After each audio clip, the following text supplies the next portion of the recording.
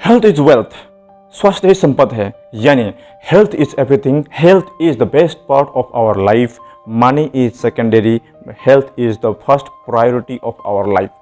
हम स्वास्थ्य के बारे में ऐसे बहुत से कहावत हमने सुने हैं और किताबों में भी हमें पढ़ने को मिला है।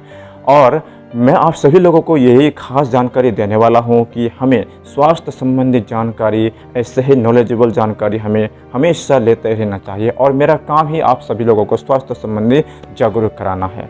तो चलिए आज आप सभी लोगों को मैं स्वास्थ्य संबंधी बहुत ही खास जानकारी देने वाला हूँ। तो चलिए शुरू करते हैं आज का ये वीडियो। हेलो दोस्तों, नमस्कार। मैं हूं एनबी लिंबू और स्वागत करते हैं आपको अवेयरनेस ज़िंदगी में। दोस्तों, पिछले कुछ दिनों में आप सभी लोगों को पता होगा कि राकेश झुनझुनवाला जी, जो इंडिया का बिग बुल कहा जाता है, जो इंडिया का वॉरेन बफेट भी कहा जाता है, 4500 करोड़ का मालिक, जो आज तक इंडिया में सबसे बड़ा निवेशक के रूप में उन्होंने अपने ज़िंदगी को समर्पण किया था और ज़िंदगी में उन्होंने बहुत ही ऐसे संपत्ति को इकट्ठा किया था। तो मेरा कहने का मतलब है, उन्होंने इतना सब करने के बावजूद भी वो स्वास्थ्य संबंधी उनको जानकारी शायद नहीं था। क्योंकि एक इंटरव्यू के दौरान राकेश झुनझुनवाला जी के कही गई बातों से यही पता चलता है कि जब तक उनको पता चल गया कि अब उन्हें सुधर जाना चाहिए, अपने स्वास्थ्य के बारे में उन्हें जागरूक रहना चाहिए, कि उन्होंने बोला था अभी मुझे अनुशासन में रहना चाहिए, मुझे एक्सरसाइज करना चाहिए और मुझे अल्कोहल को छोड़ देना चाहिए, क्योंकि मैं मछली की तरह अल्कोहल पीता हूँ। तो ये इन बातों से पता चलता है कि उनको स्वास्थ्य संबंधी कुछ नॉलेज यानी कि जागरूक हो रहा था, लेकिन तब तक वो बहुत ही देर हो चुका था। इसलिए उन्हें इन ज़िंदगी से अलविदा कहना पड़ा, क्योंकि स्वास्थ्य संबंधी उनके कुछ इशू थे, कुछ परेशानी थे। मतलब वो शुगर का पेशेंट रह चुके थे और बहुत ही शारीरिक उनका ऐसे प्रॉब्लम था, जिसके ज़रिए उन्होंने इतना संपत्ति का मालिक होते हुए भी अपने सपनों को अधूरा ही छोड़ना पड़ा।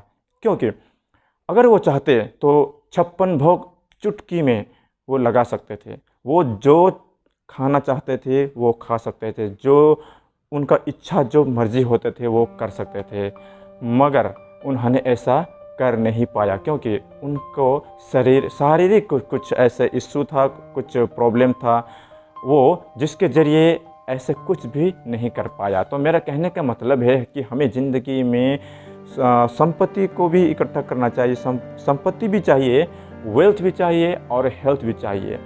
तो इससे पहले मैं आपको ये कंपैरिजन कराना चाहता हूँ कि स्वास्थ्य और संपत्ति दोनों में से सबसे पहले आपको क्या चाहिए। सबसे पहले है स्वास्थ्य, क्योंकि हेल्थ इज वेल्थ कहने का मतलब ही तो यही है। सबसे पहले आप एक बार अपने आप को झांक के देखिए। जिस दिन आप बीमार होते हैं, क्या आप उस दिन आपको संपत्ति के बारे में कुछ ऐसे नज़ारा आता है? हाँ, अगर आपको आता भी हो, लेकिन आप स्वास्थ्य को नज़रअंदाज नहीं कर सकते, क्योंकि यही स्वास्थ्य आपको आगे भी बढ़ा सकता है और यही स्वास्थ्य आपको पीछे खींच भी सकता है। क्योंकि अगर स्वास्थ्य आपका ठीक नहीं रहता है तो आप कुछ काम करने को लायक नहीं रहते, आपको कुछ काम करने को मन नहीं लगता। तो इसलिए मैं तो कहता हूँ कि हमें हमेशा अपने स्वास्थ्य के प्रति जागरूक रहना ही चाहिए। अगर आप ये सब नहीं करेंगे तो बाद में पछताने के अलावा हमारे हाथ में कुछ भी नहीं रह जाता है। तो मैं तो यही कहना चाहता हूँ कि हमें पछताने से पहले ही हमें संवर जाना चाहिए, सुधर जाना चाहिए और हमें अपने स्वास्थ्य के प्रति जागरूक रहना चाहिए। तो मैं आप सभी लोगों को इतना ही कहना चाहता हूँ कि हमें समय रहते ही हमें सुधर जाना चाहिए, नहीं तो 4500 करोड़ का संपत्ति आपके हाथों में होते हुए भी आप देखते ही रह जाएंगे, क्योंकि आपके हाथों में कुछ भी नहीं रहता है। आपका स्वास्थ्य ठीक है तो ये भी सब ठीक ठाक रहेगा, और आपका स्वास्थ्य ठीक नहीं है तो आपका सपना कब अधूरा हो जाएगा कोई किसी को पता भी नहीं चलेगा। तो मेरा कहने का मतलब यही है कि हमें समय रहते ही सुधर जाना चाहिए। आप भी सुधर जाइए।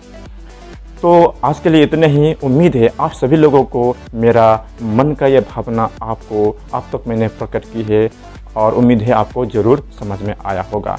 तो ऐसे ही नॉलेजेबल टॉपिक्स पाने के लिए मेरे साथ जुड़े रहिए। अगर आपने इस चैनल को अभी तक सब्सक्राइब नहीं किया है तो कृपया सब्सक्राइब करें और हाँ, बेल बटन को जरूर दबाएं। तो आज के लिए इतने ही। अगले वीडियो में ऐसे ही मज़ेदार और इंटरेस्टिंग टॉपिक्स के साथ फिर मिलेंगे। तब तक हंसते रहिए और मुस्कुराते रहिए। Wish you all the best. जय हिंद।